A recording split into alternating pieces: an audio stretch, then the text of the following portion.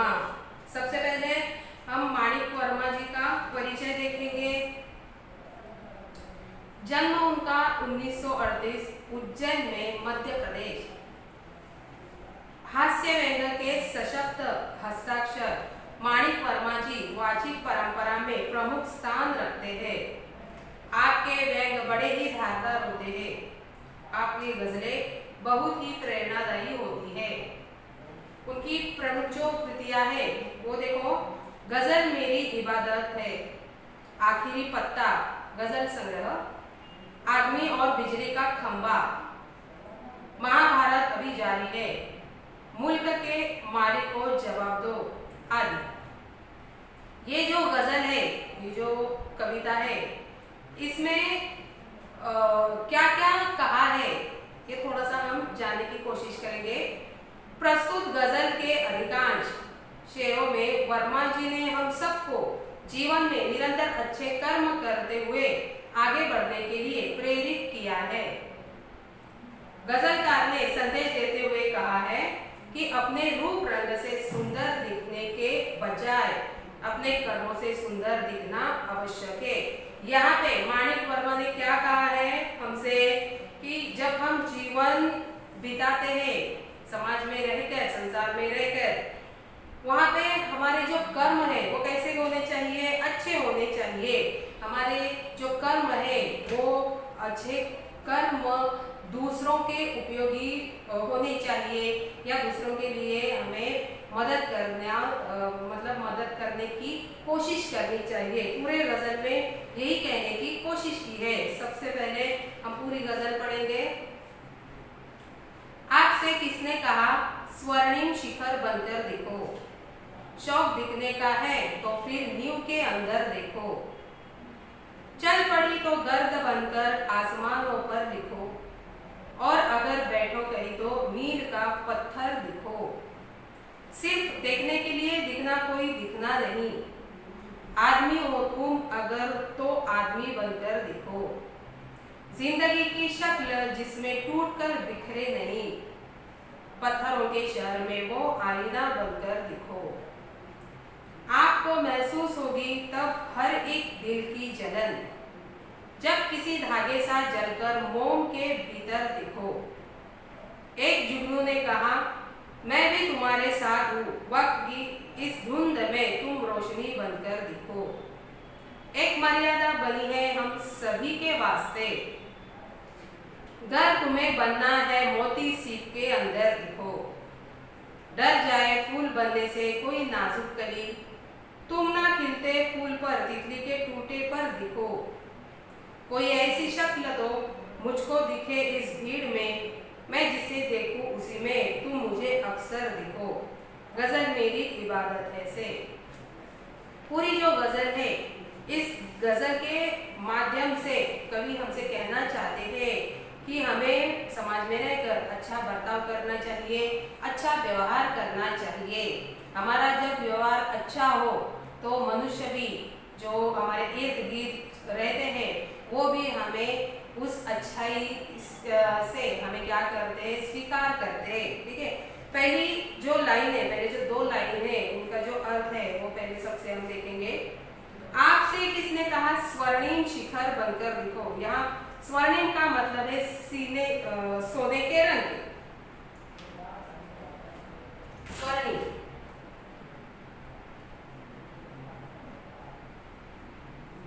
यहाँ स्वर्णिम का मतलब है सोने के रंग का, सोने के रंग का।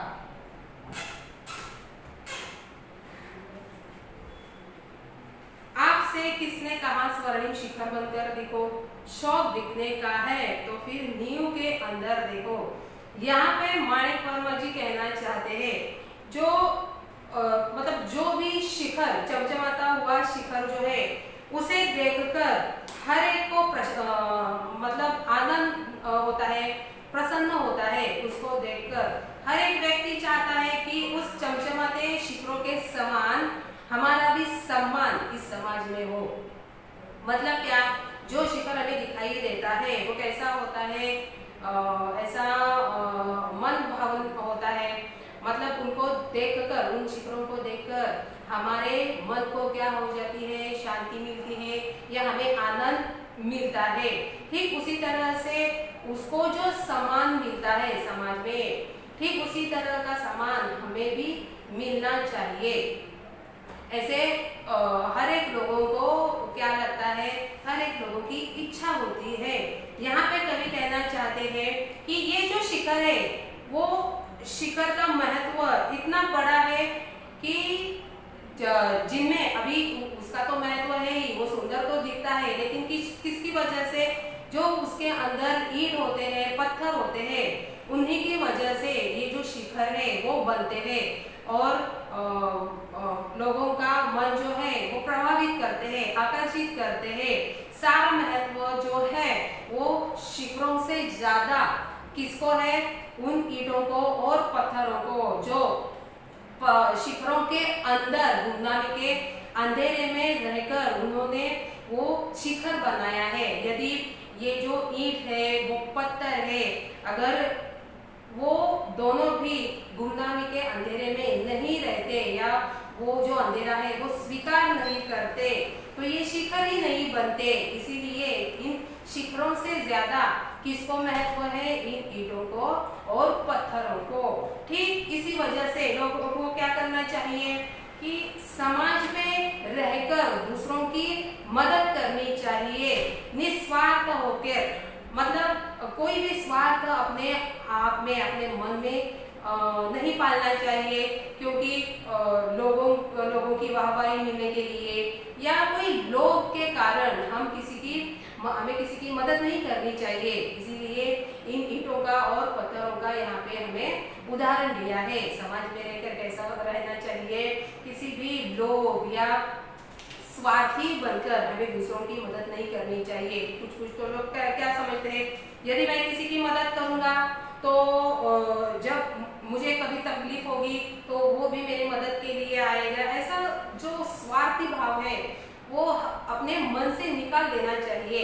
इसीलिए ये माणिक वर्मा कहते हैं, कवि कहते हैं कि आपसे किसने कहा स्वर्णिम शिखर बनकर दिखो। मतलब ये जो चमचमाता हुआ जो शिखर है उसकी तरह बनने की बजाय अंदर की जो ईंट है, जो पत्थर है, उन्हीं के समान हमें बनना चाहिए। वो क्या करते हैं, अंदर रहकर वो अंधेरा सहन करते हैं, उन्हें बाहर आने की वो कभी कोशिश नहीं करते। उन्हें मालूम है कि जो हमारी वजह से शिखर बना है, उन शिखरों को देखकर लोगों का मन क्या हो जाता है, प्रसन्न हो जाता है। ठीक उसी तरह से हर एक व्यक्ति को, हर एक मानव को क्या करना चाहिए, इसी ईंटों की और पत्थरों की तरह बनना चाहिए। आगे की जो दो लाइनें वो देखो, चल पड़ी तो गर्द बनकर आसमानों पर लिखो। गर्द मतलब धूल, गर्द, यहाँ पे गर्द का मतलब है धूल। चल पड़ी तो गर्द बनकर आसमानों पर लिखो, और अगर बैठो कहीं तो मील का पत्थर दिखो। यहाँ पे कवि कहना चाहते हैं कि हमारा जो जीवन है वो कैसा होना चाहिए, अच्छा होना चाहिए, हमारा बर्ताव भी अच्छा होना चाहिए। यहाँ पर कवि कहते हैं कि किसी मील की तरह बनने की कोशिश करो। राह में चलता हुआ जो आदमी है वो क्या करता है, पत्थर थक कर पत्थर पे बैठ जाता है। ये जो पत्थर है वो क्या करता है, लोगों को सही रास्ता दिखाता है, सही मार्ग दिखाता है। कुछ न बोलकर सिर्फ एक ही जगह चुपचाप बैठे रहकर या खड़े रहकर लोगों को मार्ग दिखाता है, लोगों की सहायता करता है। ठीक उसी तरह मानव को भी ऐसा ही होना चाहिए। यहाँ पे और एक बात कहने की कोशिश की है कि हमारा जो व्यवहार है वो अच्छा होना चाहिए। जिस तरह से पृथ्वी पर जब धूल उठती है, धूल इधर दृष्टिगोचर होती है, तब मानो ऐसा लगता है कि किसी कार्य का जो महत्व है, मनुष्य जो कार्य करता है, अच्छे कर्म करता है, उनकी भी चर्चा चारों तरफ हो जाए। ठीक उसी तरह से हमें क्या करना चाहिए, अच्छा बर्ताव करना चाहिए, ताकि हमारे जाने के बाद भी लोग हमें याद कर सके अच्छे कर्मों के लिए। हमारा ये जो जीवन है ये कैसा है, मनुष्य जीवन है, ठीक है। हम क्या करते हैं, एक दूसरों की मदद करते हैं। ऐसी मदद जो लोग क्या करते हैं, हम मतलब हम कहीं पे जाते हैं या कहीं दूर जाते हैं तो जाने के बाद भी लोग हमें याद करते हैं। ऐसे बनने की कोशिश करो, ऐसा माणिक वर्मा कहते हैं। इसीलिए उन्होंने क्या किया है, मील का भी हमें यहाँ उदाहरण दिया है। मतलब कैसा बनना चाहिए, पत्थर जैसा बनना चाहिए। पत्थर क्या करता है, न बोलकर भी राही को रास्ता दिखाता है, उसकी सहायता करता है। आगे की जो लाइन है वो देखो, सिर्फ देखने के लिए दिखना कोई दिखना नहीं, आदमी हो तुम अगर तो आदमी बनकर दिखो। यहाँ पे माणिक वर्मा कहना चाहते हैं कि हमारा ये जो मनुष्य जीवन है ये कैसा है, मतलब जब हम मनुष्य के जीवन में जन्म लेते हैं तब हमें विचार करने की शक्ति मिली है, ठीक है। अच्छे जो विचार है वो हमारे से दिमाग से बाहर निकलती है। ये जो विचार है वो दूसरों के काम आ सके, इसलिए हमें प्रयास करना चाहिए।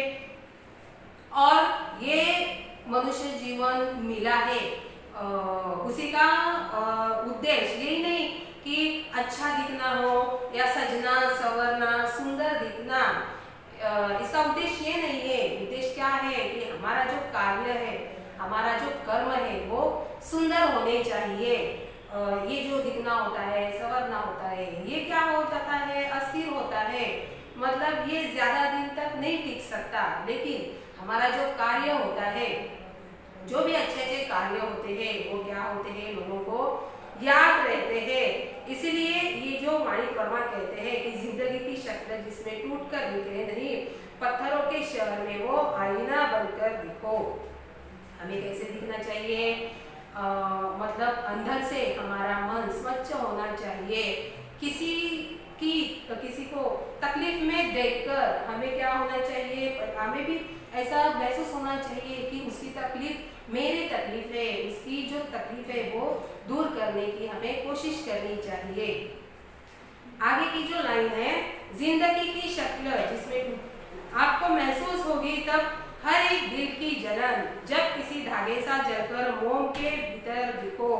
हर एक आदमी को, हर एक व्यक्ति को कैसा होना चाहिए, दूसरों की तकलीफ समझ लेनी चाहिए।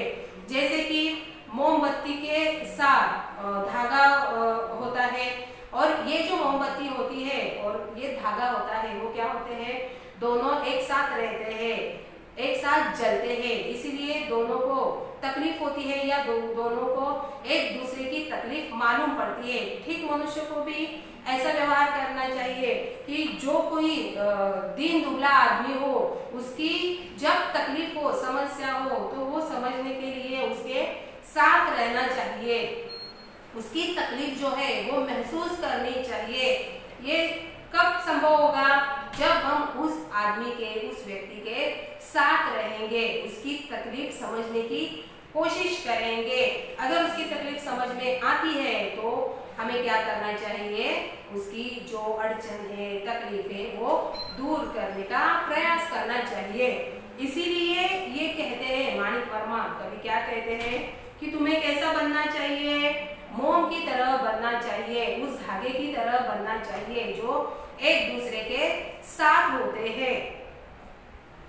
आगे की जो दो लाइन है वो देखो, एक जुगनू ने कहा मैं भी तुम्हारे साथ हूँ, वक्त की इस धुंध में तुम रोशनी बनकर दिखो। इसमें कभी कहने की कोशिश करते हैं कि जब हम जीवन संसार में रहकर जब हम जीवन व्यतीत करते हैं या हमारा जीवन क्या करते हैं, काटने की कोशिश करते हैं, तो चारों तरफ क्या होता है, बहुत सारी अड़चनें आती है, बहुत सारी तकलीफ होती है, या जो तकलीफ है वो हम क्या करते हैं, महसूस करते हैं। ये जो सारा अंधकार होता है हमारे इर्द गिर्द बाजुओं में, अंधकार किसका? अड़चनों का, समस्याओं का। हमारा ये जो जीवन है वो कैसा है? एक चक्रव्यूह की तरह है। मतलब कि अंधेरे के बाद सवेरा होता है, फिर सवेरे के बाद अंधेरा होता है। ऐसा ये जो चक्र है वो हमारे इर्द गिर्द फिरता रहता है। इसी चक्रव्यूह में हम क्या करते हैं? अनेक जो समस्या है उनका जो सामना होता है वो डटकर करना चाहिए। इसीलिए कोई भी अगर रास्ता दिखाई नहीं देता है तो उस जुगनू की तरह बनना चाहिए। जो जुगनू क्या करता है? रात के अंधेरे में, सुनसान अंधेरे में भी वो एक रोशनी की चमक दिखाता है। उसको देखकर हर एक मनुष्य को क्या समझना चाहिए कि कहीं ना कहीं हर एक समस्या का, कहीं ना कहीं हर एक अड़चन का एक कोई ना कोई मार्ग दिखाई देता है या मार्ग होता है। कोई भी समस्या आए, कोई भी अड़चन आए तो क्या होता है? हर एक मार्ग तो होता ही है, एक ना एक मार्ग तो होता ही है। इसीलिए ये कभी कहते हैं तुम किसकी तरह बनो? उस जुगनू की तरह बनो। लोगों को थोड़ा सा भी प्रकाश देने की क्या करो? प्रयास करो, मदद करो, ताकि उसका जो मार्ग है वो सही से हल हो जाए। आगे की जो बची हुई कविता है हम अगले वीडियो में देखेंगे। तब तक के लिए नमस्कार।